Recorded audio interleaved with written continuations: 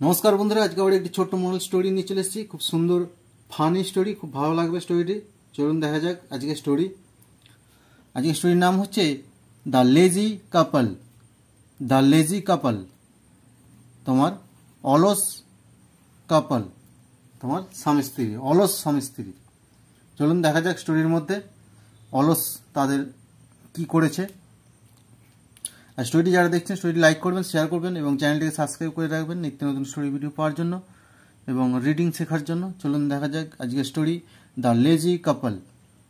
One there was a very lazy man named kit.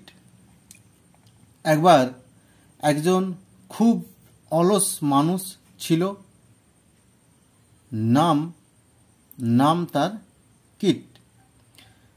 তাহলে একবার একজন খুব লেজি অলস মানুষ ছিল যার নাম ছিল তোমার kit.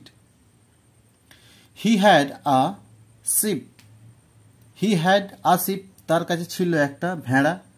But he was too lazy to look after it.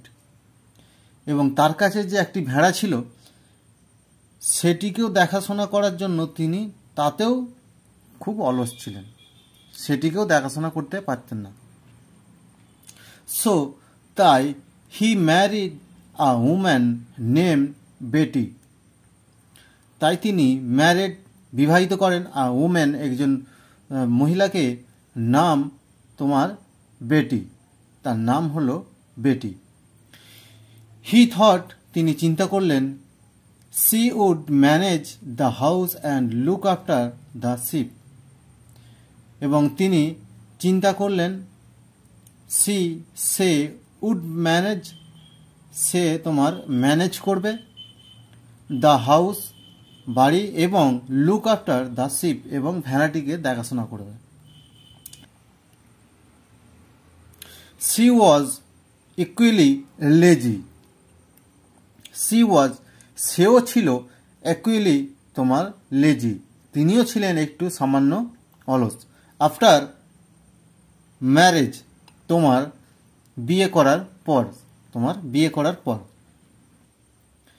C sold the ship, সে তখন ওই ভেড়াটিকে বিক্রি করে দেয় এবং ব্রড, কিনে আনে একটি বিহাইভ কথার অর্থ হলো তোমার মৌচাক, মৌচাক। তখন তিনি ওই তোমার ভেড়াটিকে বিক্রি করে দিয়ে তোমার একটি মৌচাক কিনে নিয়ে আসে।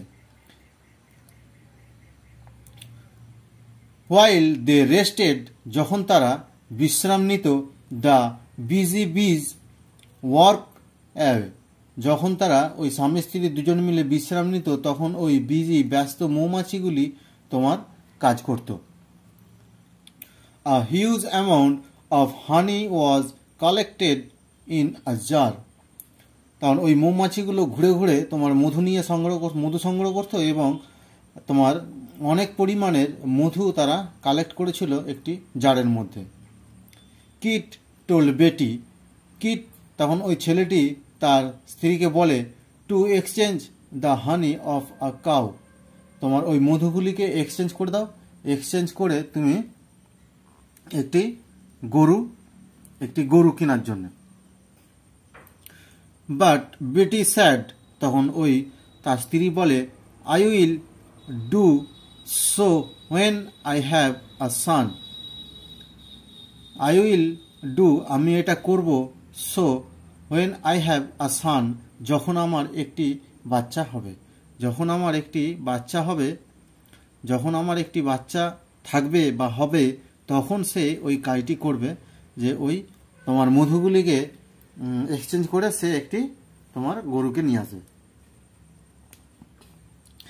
He will take care of the cow, সে তখন ওই তোমার গরুটিকে দেখাশোনা করবে।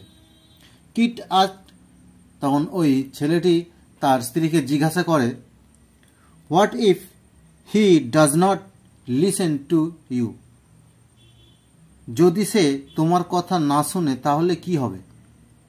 যদি সে তোমার কথা না শোনে তাহলে কি হবে? Betty shouted, he will or I will hit him with a stick, তাহলে সে আর আমি দুজনে তোমার ওই লাঠির মাধ্যমে, লাঠির সাহায্যে তাকে মারব, হিট করব।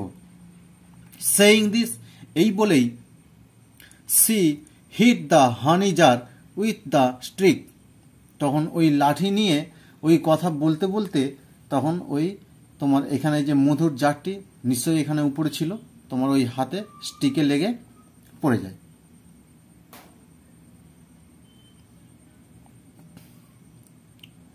And all the honey